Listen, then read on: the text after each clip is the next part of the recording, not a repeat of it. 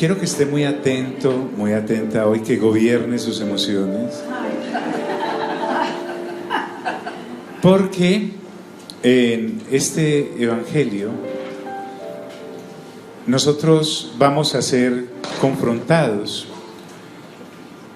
amorosamente, porque el Señor Jesús no tiene necesidad de hacerlo de otra manera, amorosamente, acerca de en qué dimensión nosotros tenemos el realizar la voluntad de nuestro Padre Celestial.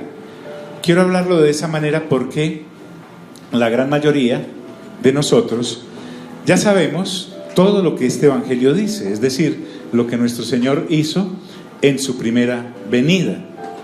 Hoy podía notar de una manera muy clara que si usted me ayuda y se ayuda en su próxima lectura del Evangelio de Juan, le haría muy bien anotar los versículos en los que el Señor Jesús habla de que Él vino a hacer la voluntad del Padre.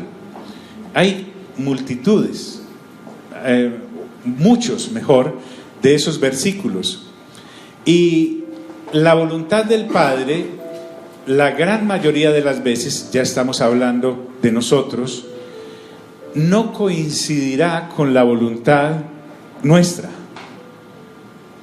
La gran mayoría de las veces. ¿Por qué? Porque Él viene a enseñarnos a pensar como Él piensa. Diga conmigo, conociendo la mente del Padre. Entonces, usted puede notar que nuestro Señor Jesús, que es Dios, que pudo haber venido a hacer su voluntad, porque Él es Dios, decidió plegarse a la voluntad del Padre.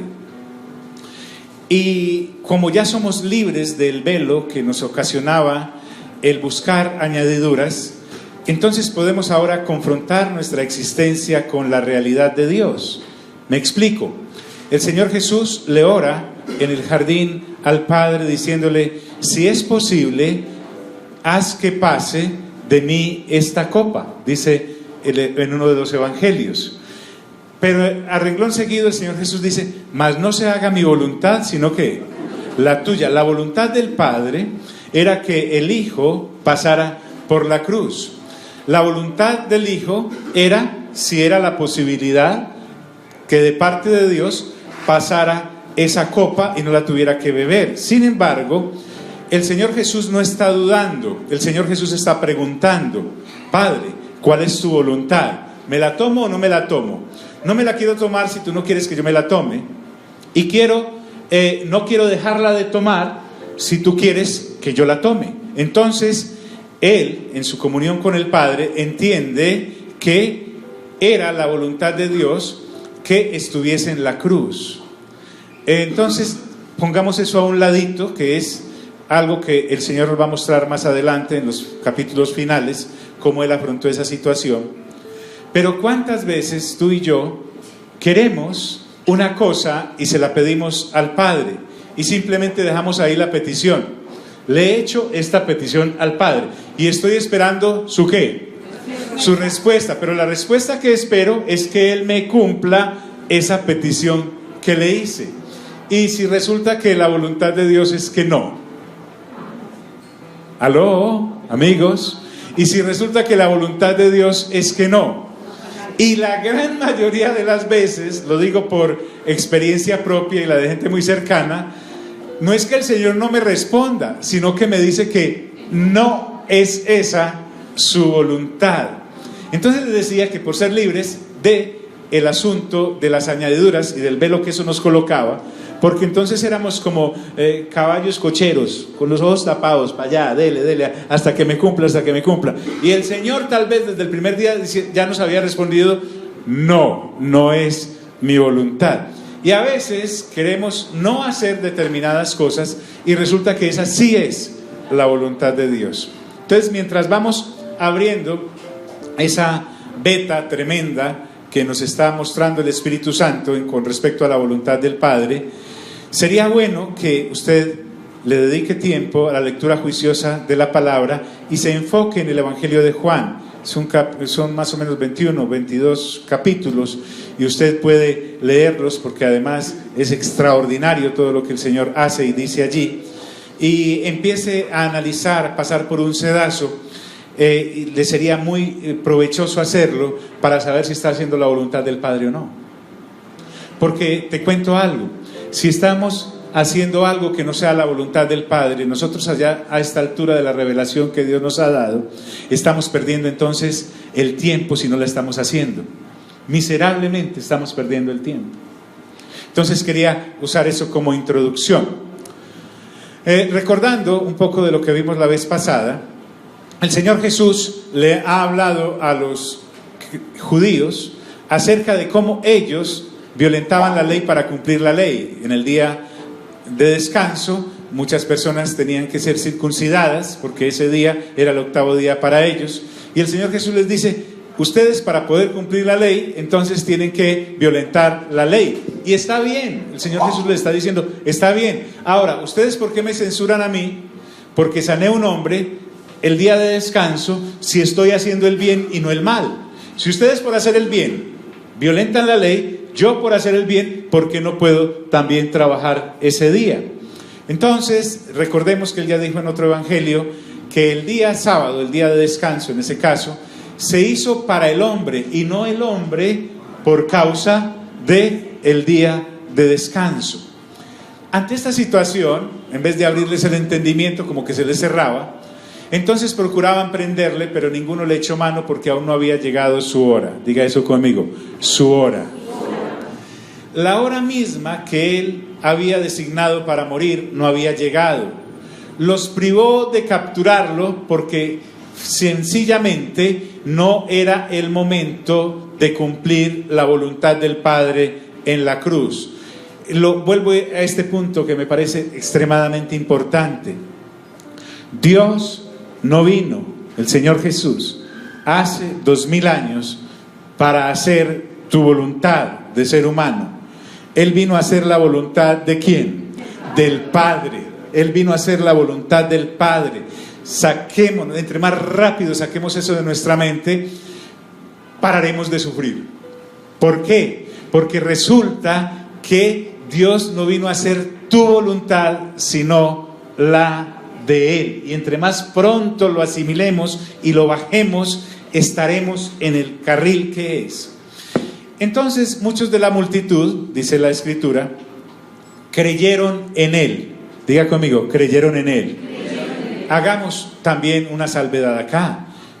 Muchos judíos creyeron que Jesús es el Cristo. Muchos judíos creyeron que Jesús es Dios. Porque a veces pasamos de largo y decimos: no, que incrédulos esta parranda de creyentes, de gente judía que no creyeron en Él. Jamás. Mire que, por ejemplo, los 12 apóstoles son todos ¿qué? Judíos. Los evangelios y todo el Nuevo Testamento, prácticamente, tal vez a excepción de Lucas y de Hechos, son escritos por gente que viene de la raza judía. Multitudes, vas a encontrar en algunos capítulos de Hechos que en cierta ocasión Pedro predica y se convierte en 3,000, en otra ocasión predica y se convierte en 5,000, ahí llevamos 8,000 de una, y todos ellos eran judíos. Esto nos sirve, esta lectura juiciosa que estamos haciendo, para poder apreciar sin afanes que gracias a Dios Él hizo que muchos de su pueblo sí creyeran en Él, para que no entremos en un orgullo que no nos corresponde, como dice Pablo en el capítulo 9, 10 y 11 de Romanos, que tengamos cuidado nosotros los gentiles de no irnos a envanecer pensando que si Dios desgajó a los que son del olivo genuino para injertarnos a nosotros que somos más silvestres que cualquier matica por ahí tirada, nos vayamos a creer muy importantes. No, aquí hay un equilibrio que nosotros debemos guardar. Entonces muchos de la multitud creyeron en Él y decían: el Cristo cuando venga hará más señales que las que éste hace, porque el Señor hizo muchos milagros. Pero, y aquí empezamos hoy, resulta, ¿están aquí mis amigos? Recuérdenme, ¿qué venimos a hacer nosotros? ¿A renovar qué? A renovar la mente. Esta cosa a nosotros no nos la enseña ningún otro libro, ninguna otra conferencia. ¿Por qué? Porque estamos definiendo muy bien que a nosotros nos espera la eternidad. Después de morir resucitaremos, o si el Señor viene y estamos en este cuerpo, seremos transformados, pero lo que sigue de ahí en adelante es vida, y vida en abundancia. El Señor Jesús dijo: yo he venido a traeros vida, ¿y vida en qué?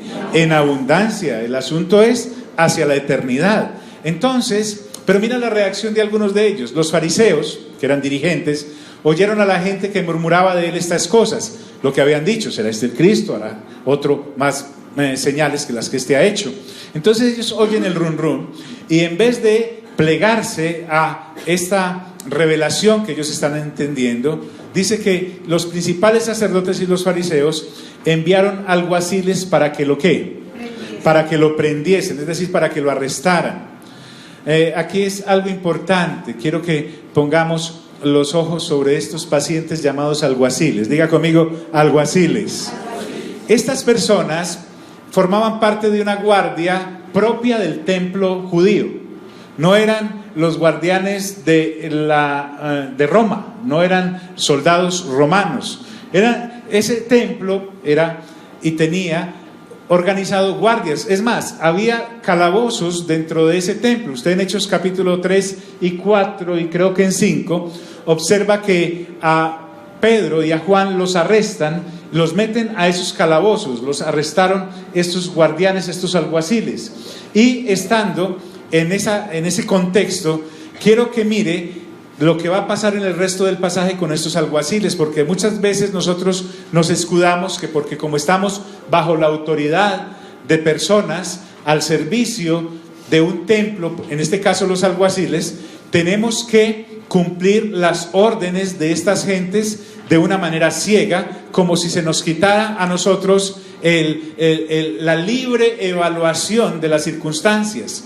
Observe entonces que los principales sacerdotes y los fariseos enviaron alguaciles para que lo arrestaran. Diga conmigo: arrestaran. Comienza entonces el uso de la fuerza contra Dios mismo.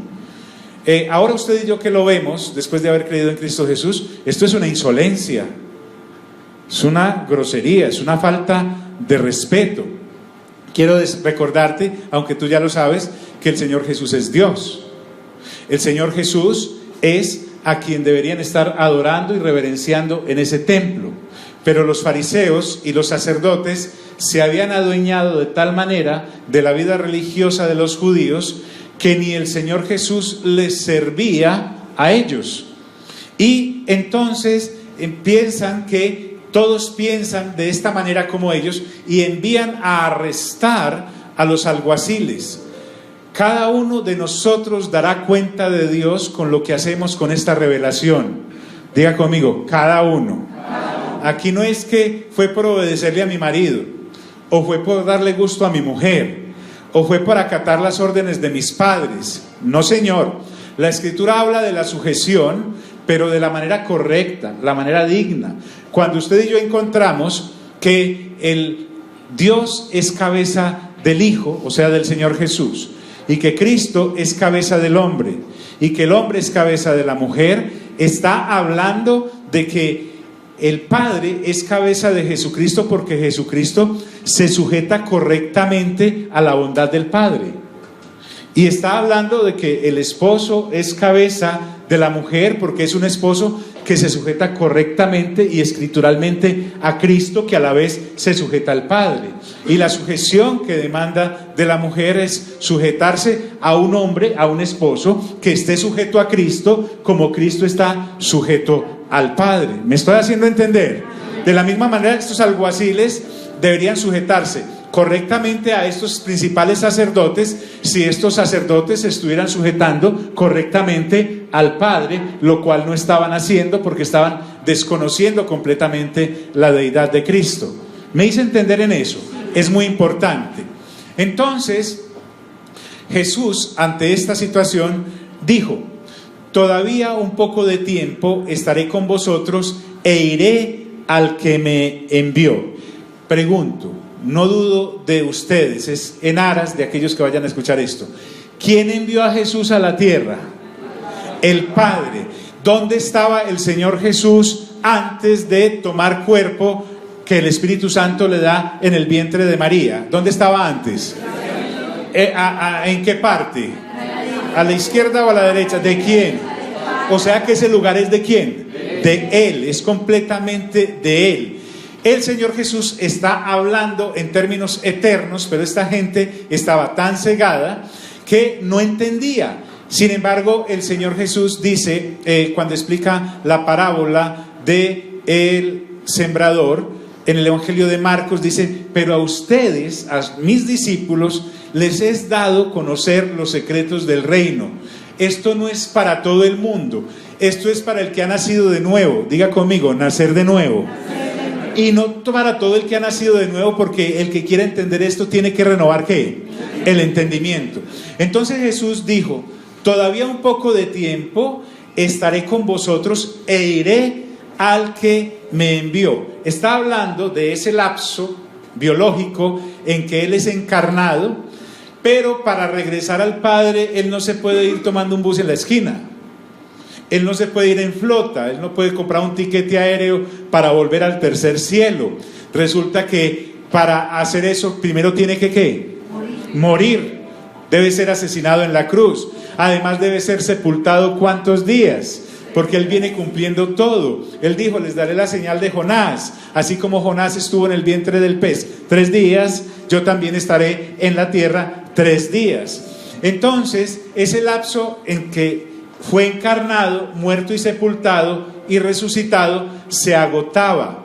Les decía que realmente no es Jesús, en este caso, hace 2000 años, el que está en peligro de ser asesinado.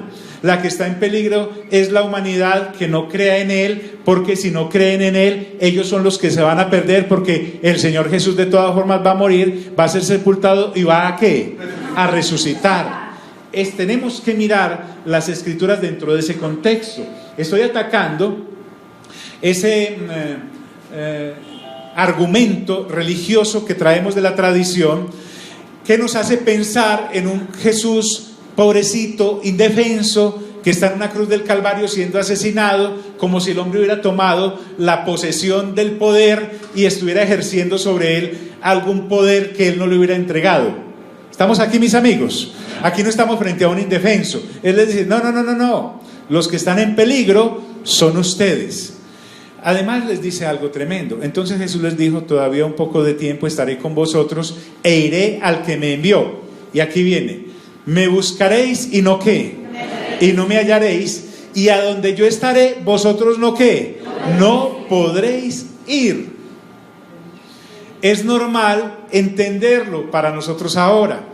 Está tan lejos el tercer cielo de este primer cielo, como estaba de lejos el pensamiento de estos sacerdotes, de estos fariseos y de estos incrédulos de hace 2000 años, como está de lejos ese pensamiento de ellos del pensamiento de Dios.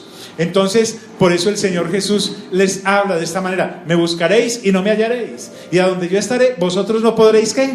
Venir. Está hablando del mismo tercer cielo a donde volvería a aquel que lo envió. ¿Están aquí, amigos? Debe clavarse eso bien allá en su cerebro, bien adentro en su mente, donde queda la neurona más importante, porque el Señor Jesús está abriéndonos el entendimiento para que podamos comprender que lo que ocurrió hace 2000 años no fue una desgracia, sino que fue una gracia tremenda. Mira al de lado, dígale: gracia. Muy bien.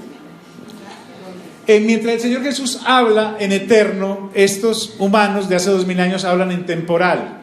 Mientras el Señor Jesús habla de lo celestial, estos humanos hablan de lo terrenal. Mientras el Señor Jesús habla a mentes renovadas, a ellos no les entra porque no han nacido de nuevo. Miren la reacción. Entonces los judíos dijeron entre sí, ellos están ahí escuchando y el Señor les sale con esa: voy a volver al que me envió. Y además, a donde yo voy a ir, ustedes no pueden ir ni me pueden seguir allí. Ustedes no pueden. Entonces, los judíos dijeron entre sí: ¿a dónde se irá este que no le hallaremos? Claro, como tenían alguaciles, tenían poder, tenían toda la vigilancia, tenían todo el sistema a su favor, ellos no podían concebir de que una persona a la que le habían puesto el ojo se les podía escapar. Pero esta era la reflexión que ellos hacían. Entonces dice, y empiezan a buscar explicaciones. Diga conmigo, explicaciones. La primera, se irá a los dispersos entre los griegos y les enseñará a los griegos. No es que ellos estuvieran pensando que el Señor Jesús iba a ir a los gentiles ya que ellos no lo habían recibido, sino que había judíos de pura cepa que habían nacido allí en Jerusalén, que tenían clara sus tribus, que tenían clara su genealogía, y opinaban de esta manera de los judíos que vivían en otras regiones, los llamaban griegos. Usted va a encontrar una explicación de esto en Hechos capítulo 6. Dice la Escritura que cuando hubo tantas conversiones, los creyentes empezaron a tener problemas porque las viudas de los griegos eran desatendidas. No se está refiriendo a que eran griegos como gentiles, sino de aquellos judíos que no habían nacido o estaban en Jerusalén, y entonces hubo ahí como, pero ellos empiezan hombre, ¿será que se va a los griegos y enseñará a los griegos? Pero ampliemos un poquito más nuestro panorama. Aun si fuera ellos diciendo, ¿será que se irá al pueblo gentil a enseñarle a los gentiles? Ahí podemos empezar a mirar que el Señor empieza a cumplir su palabra cuando dice, los incitaré a celos con un pueblo que no era mi pueblo. Seré hallado de los que no me buscaban. Entonces, primera explicación que ellos se hacen ahí en lo humano, se irán los dispersos entre los griegos y les enseñará a los griegos. ¿Qué significa esto que dijo? Estaban más perdidos que embolatados. Observen, me buscaréis y no me hallaréis, y a donde yo estaré vosotros no podréis venir. Perdidos completamente. Ellos estaban pensando, se nos irá a ir de acá de Jerusalén, lo tendremos que buscar ¿en dónde? En Galilea. Tendremos que buscar en dónde, en qué ciudad, para dónde se nos irá a ir, que nosotros no podamos ir. Y a mí me parece esto maravilloso, porque el Señor Jesús está hablando de la impotencia de la raza humana, que quiere tener el poder, que quiere tener el control, porque lo que hay en la raza humana es un espíritu de control.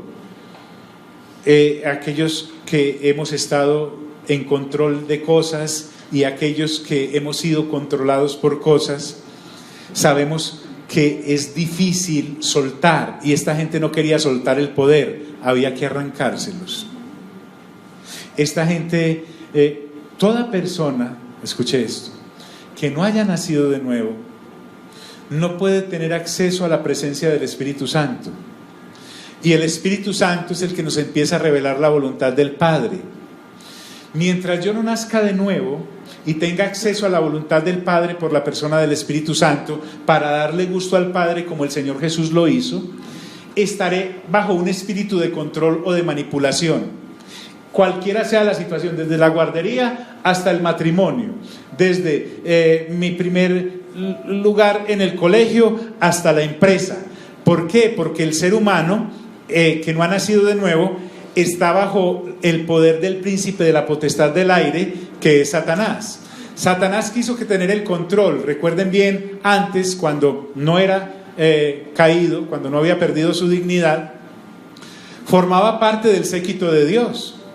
Casi que podemos decir que estaba en la misma presencia de Dios. Sin embargo, un día dijo, yo quiero el control, quiero ser superior al Altísimo. Y entonces pierde su dignidad, y usted observa allí en el jardín del Edén que es lo mismo que le ofrece al ser humano. Le dice, lo que pasa es que ustedes comen de ese árbol y serán como Dios, y eso es lo que él no quiere. Fíjate el ofrecimiento que le da. Le dice, ustedes pueden tener ¿el qué? El control. Ustedes pueden tener el control.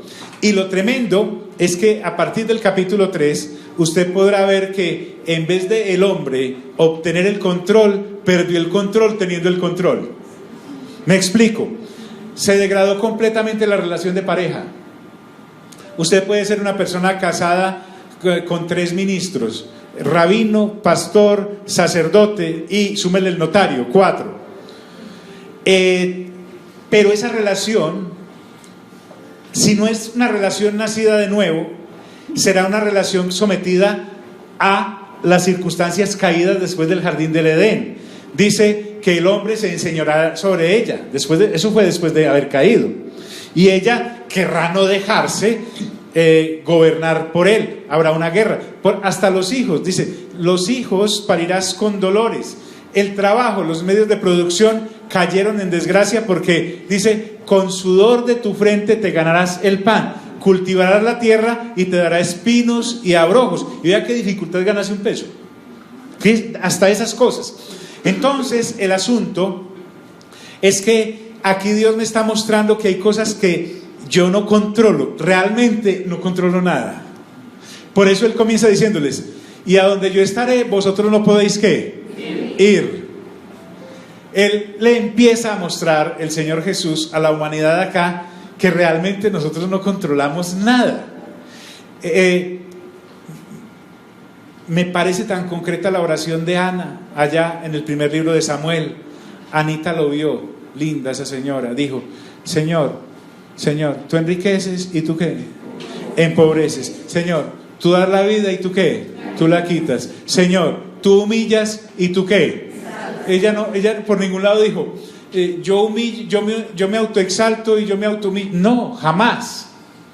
Ella también se había enfrentado a una imposibilidad que fue la que la llevó a depender de Dios, y era que era una mujer estéril. Ella, aunque quería tener hijos, no los podía tener, así que renunció completamente a confiar en ella o en sus médicos o en su marido, que la quería mucho, el Cana la quería mucho, y se postró ante Dios y le dijo, Señor, dame un hijo. Señor, dame un hijo. Tan linda es la oración que Ana hace, que es la que la misma María en Lucas toma para darle toda la gloria a Dios cuando ella sabe que está encinta. Y a donde yo estaré, vosotros no podréis ¿qué? Venir. O sea que uno no vaya si Dios no ¿qué? No quiere. Si empiezo a soltar, me daré cuenta a la libertad que he sido llamado. Y dice la Escritura, en el último y gran día de la fiesta, recuerde que estábamos hablando de la fiesta de los ¿qué? Tabernáculos, muy bien. En el último y gran día de la fiesta, Jesús se puso en pie y alzó la voz diciendo, ojo pues, ellos, los judíos, estaban en una fiesta del antiguo pacto que fue derogado. Ese pacto ya él había venido no a desvirtuarlo, sino a darle paso a uno mejor. Entonces nosotros estamos mirando cómo él de tajo empieza a establecer los fundamentos o las bases sobre las que usted y yo debemos vivir.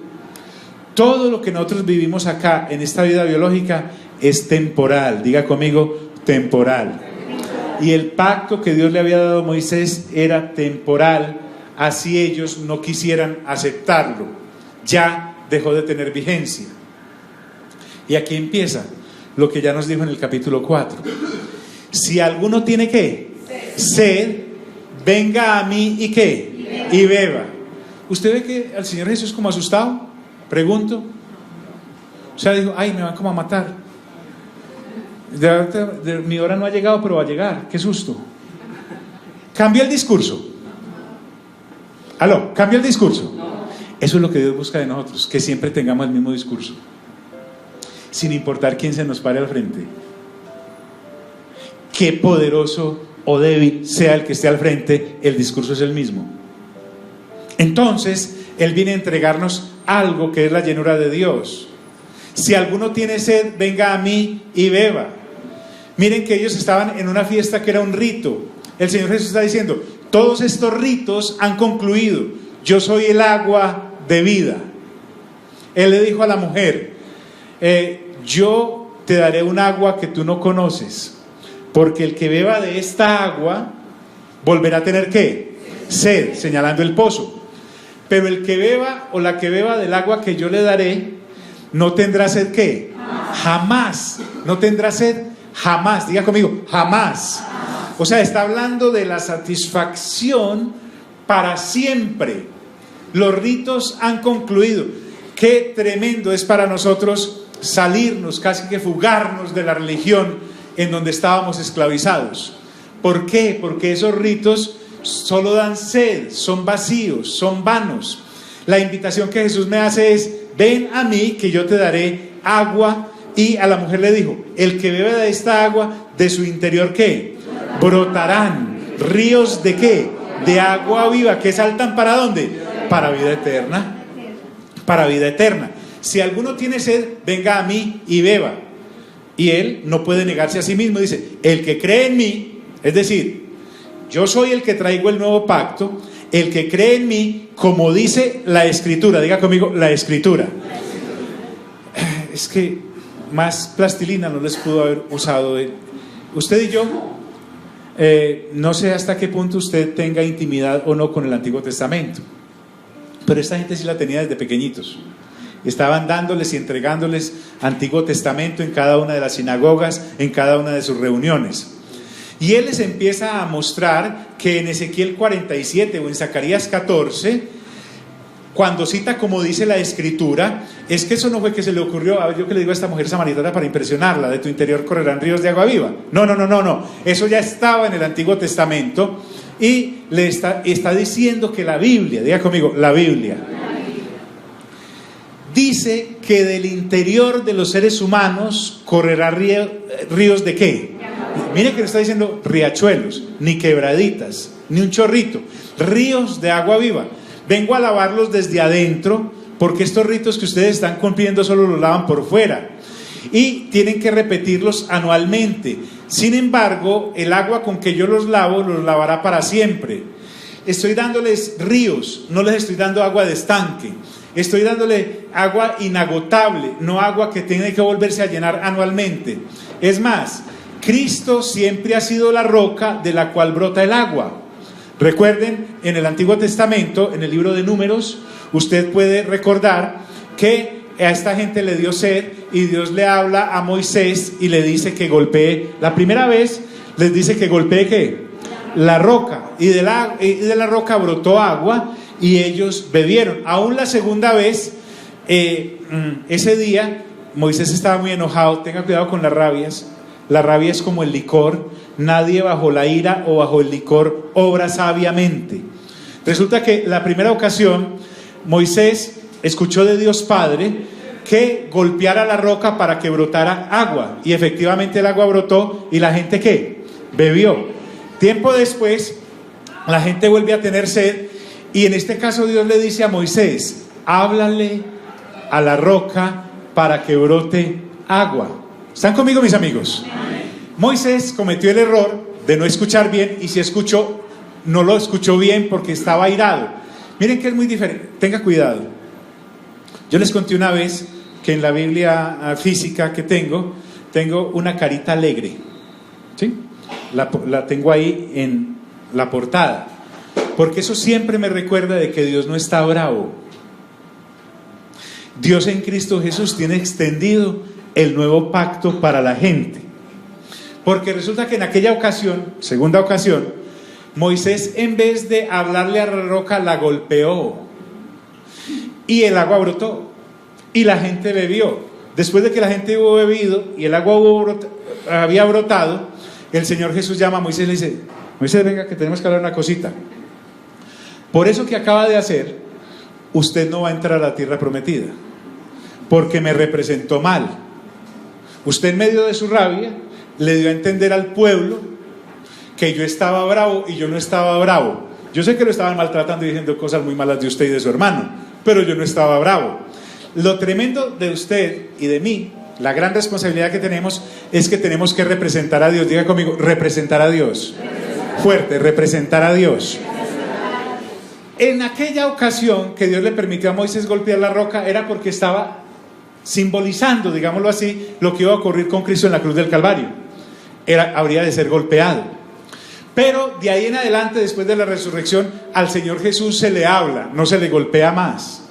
Si usted y yo no representamos bien eso, estaremos haciéndole creer a la gente que Dios está enojado, y Dios desde hace 2000 años no está enojado con la gente, porque desde hace 2000 años envió a Cristo para que esa fuera la puerta a través de la cual la gente entrara en la gracia de Dios. ¿Están conmigo, mis amigos? Así que tenga mucho cuidado. Usted puede estar muy enojado con el pecado, con lo caída que está la sociedad, con lo terrible que es la situación, pero Dios no está enojado. Puede que usted esté enojado, pero mientras el Señor no venga por segunda vez, escuche bien, el pacto de la bondad de Dios está abierto hasta ese día. Mira, dígale, ay, ay, ay. Entonces, de su interior correrán ríos de agua, ¿qué? Viva. Pablo, en un acto de revelación en 1 Corintios capítulo 10, habla a los de Corinto, que eran gentiles, que lo que había escrito en el Antiguo Testamento se había escrito para ejemplo de ellos también.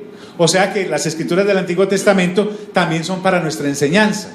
Y les dice en aquella ocasión, en 2 Corintios capítulo 10 o en 1, no recuerdo bien, y la roca que los seguía era ¿quién? Cristo.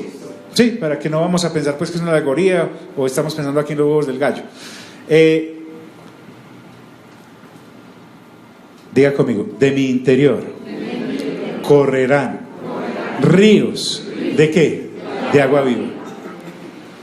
Como esto es un asunto de la Trinidad, dice la Escritura, esto dijo del Espíritu que habían de recibir los que creyesen ¿en qué? En Él. Mire, yo puedo tener en la billetera la oracióncita del Espíritu Santo, pero si yo no he nacido de nuevo, no me sirve de qué, de nada, porque resulta que para nacer de nuevo tengo que creer ¿en quién? En Cristo Jesús. Y eso solo lo logro cuando el Espíritu Santo decide que yo nazca ¿de qué? De nuevo. Y solo vienen a Jesús los que el Padre decide. Y el Señor Jesús recibe los que el Padre le envía y no los puede echar fuera. Evangelio de Juan, estoy leyendo Evangelio de Juan, usted también debe leer Evangelio de Juan. Entonces resulta que si yo creo en Cristo Jesús, inmediatamente recibo ¿qué? El Espíritu ¿qué? Santo, que es Dios también, es Dios también. Les dije al principio que qué rico haber sido libres del velo de las añadiduras, porque resulta que cuando éramos esclavos del velo de las añadiduras, nosotros le hacíamos decir a la palabra lo que no decía. Por ejemplo, dice alguna parte de la Escritura en el Nuevo Testamento, si una o dos personas o más personas, si dos o más personas, sí, se ponen de acuerdo en pedir algo, lo que digan les será ¿qué? Hecho. Lo que pidan les será hecho.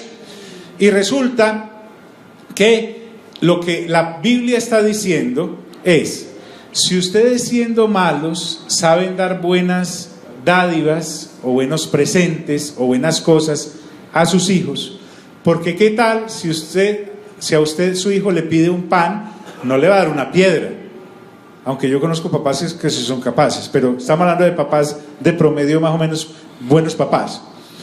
O si les pide un pez, no le van a dar una ¿qué? Una serpiente. Y mira lo que dice el Señor: si ustedes siendo malos, porque está hablando con gente de naturaleza caída, le saben dar buenas cosas a sus hijos, ¿cuánto más mi Padre Celestial le dará el qué? El Espíritu Santo al que se lo pida. Si a mí Dios me está diciendo que use el canal de la oración para pedirle que me dé el Espíritu Santo, con todo lo que implica el nacer de nuevo, el renovar entendimiento, el ir hacia la vida eterna, el lograrla, el tener acceso a la resurrección, a todo lo que ya sabemos, tiene que ser que eso es muy importante. Es decir, que a mí Dios baje del tercer cielo a decirme lo importante de recibir el Espíritu Santo, y que solo lo puedo recibir si creo en Cristo Jesús, es algo maravilloso. Nosotros nacemos de nuevo por el Espíritu y recibimos el Espíritu Santo por creer en Jesús. Qué interesante. Creemos en Jesús por la obra del Espíritu Santo y recibimos el Espíritu Santo por haber creído ¿en quién? En Cristo Jesús. Mira que no te estoy hablando de cambiar de casa, no te estoy hablando de cambiar de vehículo, no te estoy hablando de realizar tal viaje, no te estoy hablando de ser sano de tal enfermedad, no te estoy hablando de la relación restaurada a nivel sentimental y emocional, no te estoy hablando de que por fin te llegó la pareja, no te estoy hablando de eso. Te estoy hablando de que Dios ha bajado del mismísimo cielo, el tercero, a decirme lo importante que es conocer la mente del Padre. Pero para conocer la mente del Padre necesito recibir ¿a quién? Al Espíritu Santo. Y solo puedo recibir el Espíritu Santo si he creído en quién, en Cristo Jesús. Y puedo creer en Cristo Jesús solo por la obra de quién, del Espíritu Santo. Entonces en 1 Corintios capítulo 2 dice lo siguiente: que solo el Espíritu de Dios conoce lo profundo de Dios. De manera que el Espíritu de Dios, que conoce lo profundo de Dios, a los que hemos nacido de nuevo, nos da la oportunidad de conocer las profundidades de Dios. A mí me parece muy importante, porque es para la eternidad. Diga conmigo, eternidad. Básicamente todo lo que tenemos ahora es temporal y no nos hemos de llevar nada. Pablo lo resumió y dijo: nada hemos traído ¿a dónde? A este mundo, y nada nos podremos ¿qué? Llevar. Ya, pues nada es nada. Esto dijo del Espíritu Santo. Yo les vuelvo a leer esto porque es que, créanme, si usted con esto lo asimila, no tiene necesidad de volver. Créanme, podría prestarme así para otra gente. Dice: como dice la Escritura, de su interior correrán ¿qué? Ríos de agua viva. Oh, pues, porque uno a veces se pone a pensar como si fuera una cascada, una fuente. Sí, uno en su mente romántica del cristianismo, ay, sí, seré como una fuente. ¿Cómo es que escupen agüita en las fuentes? Sí, no está refiriendo a eso. El Señor aclara, diga conmigo, aclara. De su interior correrán ríos de agua viva. Y aquí viene: esto dijo del Espíritu que habían de recibir los que creyesen ¿en quién? En Él. Pues aún no había venido ¿quién? El Espíritu Santo. Porque aún no había venido el Espíritu Santo. Esto es maravilloso, pero nos estamos atrasando. Pues aún no había venido el Espíritu Santo. Desde luego, porque primero el Señor Jesús tenía que pasar por la cruz, ascender a la diestra del Padre, y como Él dice en el capítulo 14 y 15 y 16 y parte del 17, Él dice, en una de esas partes dice: les conviene que yo ¿qué? Que yo me vaya, porque una vez que me vaya les enviaré ¿a quién? Al Espíritu Santo, al otro Consolador, al otro Paráclito. Un título que se acomoda a los tres, al Padre, al Hijo y al Espíritu Santo, es que ellos son consoladores, traen consuelo. El Señor Jesús, cuando dice les enviaré otro Consolador, es porque Él estaba entendiendo que Él también es consolador, así como el Padre es consolador. Pues aún no había venido el Espíritu Santo, porque Jesús no había sido ¿qué? Glorificado, tenía que pasar por la cruz, todas estas cosas. Ahora, si nos atenemos bien a esta situación, resulta que hace 2000 años, cuando asesinamos al Señor Jesús en la cruz del Calvario, porque fuimos los humanos quienes asesinamos al Señor Jesús en la cruz del Calvario, o por lo menos por nuestra culpa fue que Él fue a la cruz del Calvario, Él muere, Él es sepultado y Él resucita y se sienta a la diestra del Padre, como lo dice las Sagradas Escrituras. Desde hace 2000 años, quien está funcionando en representación de la Trinidad en este planeta es el Espíritu Santo, que es Dios. Tenga mucho cuidado con eso, porque Jesús aún no había sido glorificado. Sin embargo, aunque Él estaba hablando a personas que tengan mente renovada, los de la multitud que estaban hace 2000 años oyendo estas palabras, miren las reacciones. Unos se inclinaron a creer en Cristo Jesús, como ya vimos. Por ejemplo, dijeron: verdaderamente este es ¿quién? Aló, amigos, ¿están aquí? Amén. ¿Verdaderamente este es quién? El profeta. Se refería a lo que dice Deuteronomio 18, cuando Moisés dijo: le será levantado un profeta como yo. Estaba refiriéndose al Señor Jesús. Verdaderamente este es el profeta. Miren que ellos sabían de las Sagradas Escrituras.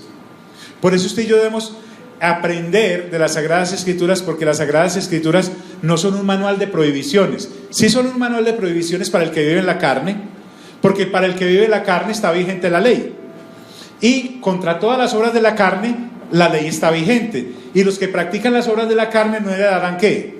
El reino de los cielos. No heredarán el reino de los cielos. Mas los que viven en la vida del Espíritu, los que practican las obras del Espíritu, el fruto del Espíritu, contra ese fruto no hay ¿qué? No hay ley, estamos en completa libertad. Entonces ellos empiezan a decir: este es el profeta. Otros decían: este es el Cristo, es decir, el Mesías.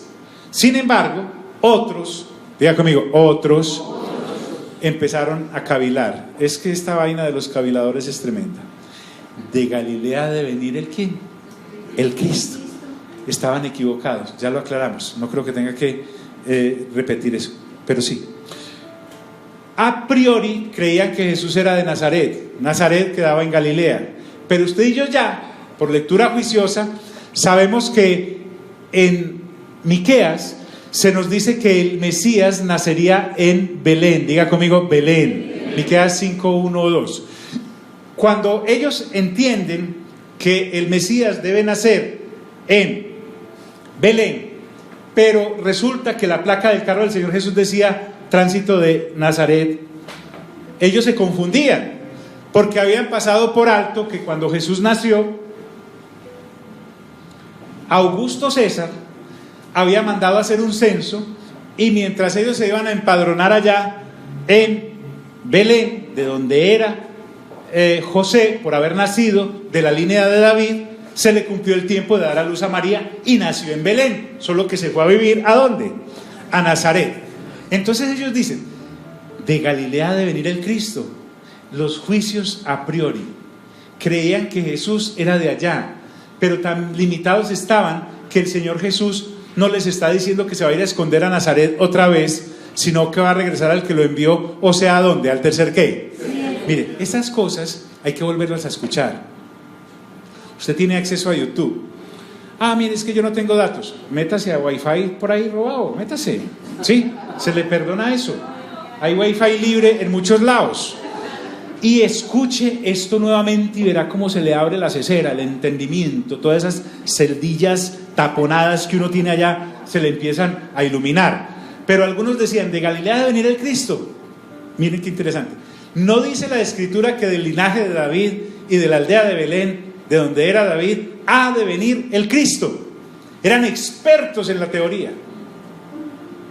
Eran expertos en la teoría, pero eran nulos en la práctica. Es como el que dice, yo de ganado no sé nada, no sé dónde queda la cabeza o la cola. Esta gente sabía mucho de Moisés, pero tenían al Señor Jesús ahí, del cual hablaba toda la ley, y no lo reconocieron. Qué triste, qué triste. Pero quiero avanzar. Hubo entonces disensión entre la gente a causa de él, y algunos de ellos querían prenderle, pero ninguno le echó mano. ¿Por qué no era qué? Dígalo, ¿por qué no era qué? Su hora. Los alguaciles, ahora sí, hasta acá la introducción. ¿Recuerdan los alguaciles aquellos? ¿Eran alguaciles de dónde? ¿Del Imperio Romano? No. ¿Aló? ¿Eran alguaciles del Imperio Romano? ¿De dónde? Del templo, dígalo con tranquilidad. ¿De dónde? Del templo. Sí, que esta gente oiga que ustedes y yo entiendo. ¿Los habían mandado a qué? A apresarlo, pues, no que diga, a prenderlo, no lo pudieron incendiar. No. Era apresarlo. Ellos llegan, pero llegan sin el preso. Sí, volvieron donde los sacerdotes, porque a propósito los sacerdotes mandaban, pero no iban. Los alguaciles vinieron a los principales sacerdotes y a los fariseos, y estos les dijeron, ¿dónde está? ¿Por qué no lo han traído? Resulta que los alguaciles, que eran sujetos a autoridad, pero eran ciegos en obediencia, quedaron supremamente impactados de la forma en que el Señor Jesús hablaba. Y ellos, teniendo la autoridad delegada por parte de los sacerdotes y de los fariseos para apresar a Jesús, no lo arrestaron. Y entonces los alguaciles le respondieron ante la pregunta de por qué no lo habéis traído. Dice, jamás, diga conmigo, jamás hombre alguno ha hablado como este hombre. A mí me impresiona que estos señores alguaciles iban con la comisión, tenían la orden de captura para llevar a Jesús, y cuando empezaron a hablar, decían, hombre, pero esto no coincide con lo que dice aquí. Ese señor es lo más parecido al Cristo que yo he escuchado. Ese señor es lo más parecido al profeta que nos han prometido. Lo arrestamos. Dice, yo no arresto al Señor. Yo no arresto, Señor, tampoco me voy a volar, voy a que me impongan el castigo que me quieran imponer, pero esta orden yo no la voy a ¿qué? A cumplir, porque va en contravía de la voluntad de Dios.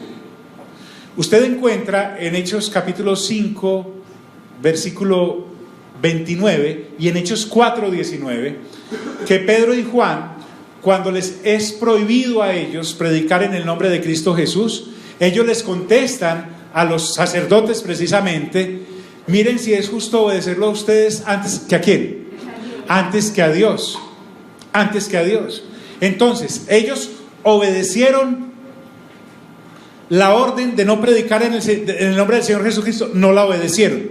Así como estos alguaciles no obedecieron la orden de apresar al Cristo, pero se sometieron a las consecuencias de haber desobedecido. Entonces, eso se llama sumisión absoluta con obediencia relativa. Repita eso conmigo: sumisión absoluta con obediencia relativa. ¿Por qué? Ellos siguieron predicando en Hechos 4, 19 y 5, 29. No creo que me equivoque, creo que son los versículos. Pero asumieron las consecuencias de haber predicado en el nombre del Señor Jesús, desobedeciendo a los sumos sacerdotes. Los azotaron. En este caso, los alguaciles van y les dicen: no, jamás hombre alguno ha hablado como ¿qué? Como este hombre. Entonces, lo que quiero que sepa mi hermano y mi hermana es que cuando usted entra a las Sagradas Escrituras, cuando usted entra a su Biblia, usted no está entrando a escuchar a cualquiera. Jalémosle al respetico. Cuando usted entra a las Sagradas Escrituras, no va a decir: el Salmo 119 tan largo, mejor voy a leer el 117, que es el más cortico. No. Ay, tan aburrido que es este libro de Crónicas, pero tan rico que es Filipenses. No, dígale de lado: no. Porque es que resulta que en las Escrituras está la voz de Dios, y ningún hombre sobre la tierra, en todas las generaciones que han existido, en las que existen y en las que existirán, ha hablado como habla Dios. Entonces, lo que yo debo abrir es mis pepas de ojos para leer bien, abrir bastante mis oídos si estoy escuchando, para permitir ser permeado por la palabra del Dios que nosotros decimos tener y en el cual decimos creer. Porque si no, nuestra vida va a seguir normalita. Vamos a ser los creyentes más aburridos y aburridores de este planeta. Los alguaciles respondieron: jamás hombre alguno ha hablado como ¿quién? Como este hombre. Diga conmigo: nadie ha hablado como Dios. Esto es maravilloso. Esto es maravilloso. Miren, me encanta, no quiero usar la palabra, me gusta mucho la historia. Me gusta mucho el cine. Me gusta mucho leer. La canción esa de leí tantos libros, leí tantos que al fin se cansaron mis ojos de hacerlo, me aplica. Pero cuando la Biblia llega a tu vida, la palabra de Dios, y eres una persona nacida de nuevo, y eres una persona que ansía realmente la eternidad, que los ríos de agua viva broten de ti, todo pasa a un tercer, cuarto y último plano, porque solo la palabra de Dios puede traer la revelación que usted y yo estamos recibiendo.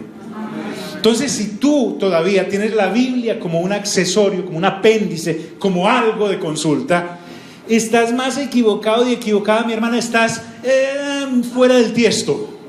¿Por qué? Porque resulta que la Biblia es el acceso que nosotros tenemos a escuchar la voluntad del Padre, la voluntad de Dios. Hasta que la Biblia no ocupe el lugar que debe ocupar en tu vida, jamás vas a poder ocupar el lugar que debes ocupar dentro del cuerpo de Cristo, porque solo en las Sagradas Escrituras encontraremos este testimonio. Mire al de lado y dígale: ay.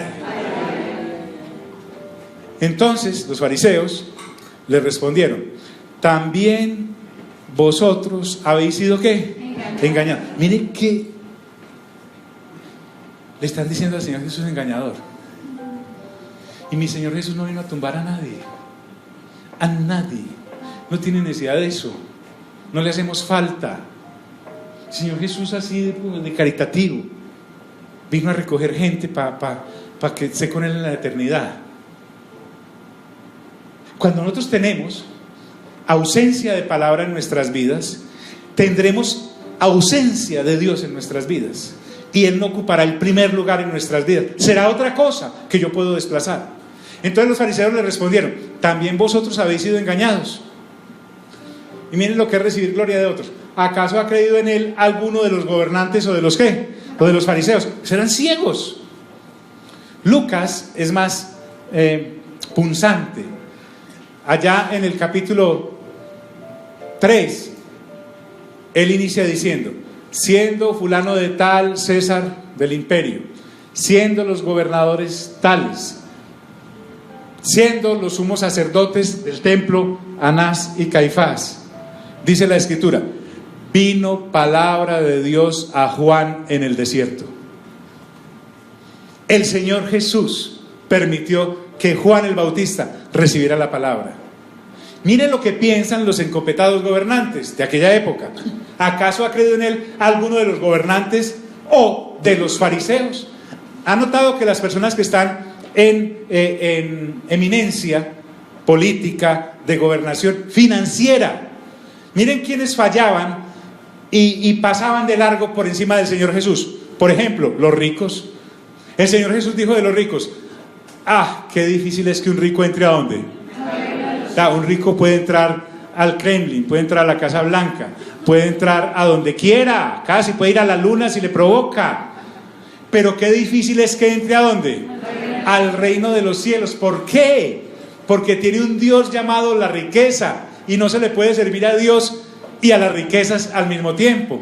Qué difícil es para un gobernante convertirse al Señor. Pilato lo tuvo ahí, Herodes lo tuvo ahí. Y ¿recuerdan ese dicho? ¿De Herodes a qué? A Pilatos. Se lo enviaban de uno al otro, lo golpeaban, lo vituperaron, lo vieron pasar, pero no lo entendieron, no lo comprendieron. Los religiosos, la gente religiosa, es peor todavía. Anás y Caifás, representantes del antiguo pacto, reconocidos, no vieron al Señor Jesús. Entonces, esta pregunta es normal. ¿Acaso acreen? Por eso a usted le dice la gente cuando lo ve bien consagradito, cuando la ve bien consagradita en eso, ¿y usted cree que en esas bobadas? ¿Y cuántos de la promoción del colegio suyo creyeron en eso? ¿Y cuántos de la profesión suya y de las especializaciones que ha hecho creen en eso? ¿Por qué? Porque no se trata de muchos, esto es de pocos. Y ¿sabe uno de los requisitos que debemos llenar? Pablo lo dice en 1 Corintios capítulo 1: lo vil y menospreciado de este ¿qué? De este mundo, de este sistema, es lo que Dios escogió para avergonzar a los sabios. Lo peor que le puede pasar a un ser humano es ser inteligente, porque el inteligente cree que sabe. Claro que sabe. Se ha llenado su cabeza de enciclopedias, se ha llenado de Wikipedias, se ha llenado de todas esas pedias. Sabe mucho de lo terrenal, pero no sabe nada de lo eterno. Entonces el Señor Jesús pasa de largo. Él busca gente así bien ignorante como nosotros. Pablo le dijo a los de Corinto: a ver, o es que hay muchos nobles, hay muchos sabios entre ustedes. Ninguno levantó la mano. Porque es que, hermanos y hermanas, al que más se le perdona, ¿más qué? Más ama. ¿Acaso ha creído en él alguno de los gobernantes o de los amigos? ¿Están aquí? Amén. Miren qué interesante. Mas esta gente que no sabe la ley, ¿qué es? Maldita. Le estaban diciendo malditos a los alguaciles. Digo, brutos, con razón no pasan de alguaciles, le estaban diciendo. Eso es lo que le están diciendo. Esa gente que escuchó allá a Jesús y también creyó en él, brutos, no saben nada de la ley de Moisés. Mas esta gente no sabe de la ley. ¿Maldita qué es? Ley sin revelación solo provoca maldición. Ley sin revelación. Una persona en el nuevo pacto sabe usar muy bien el antiguo pacto. Una persona en el antiguo pacto no es capaz de ver el nuevo pacto. Primera de Timoteo, capítulo 1. Pablo dice: la ley es buena si se usa legítimamente. Ante todo, os he dicho que la ley está dada para los parricidas, para los matricidas, para los homicidas, para los secuestradores, y enumera una lista de obras de la carne. Para eso es la ley. Pero la ley no es para dar gracia. La ley no es para dar relación con Dios. Entonces, esta gente tenía ley, pero no tenía revelación, y por eso era capaz de maldecir a la gente. Y aparece aquí, haga de cuenta que nos fuimos a penaltis, hermano. Listo, ok, bien. Aquí aparece un señor que conocimos en el capítulo 3. Entonces, de Bololoy, ¿sí? Aparece Nicodemo. ¿Lo recuerdan? Es que yo puedo meterme nuevamente en el vientre de mi madre. ¿Recuerdan a Nicodemo? ¿Cómo ha de ser eso, Señor? Les dijo Nicodemo a estos sabiondos, les dijo: claro que Juan nos informa, el que vino a él de noche, el cual era uno de ellos, de los sumos sacerdotes, de los fariseos.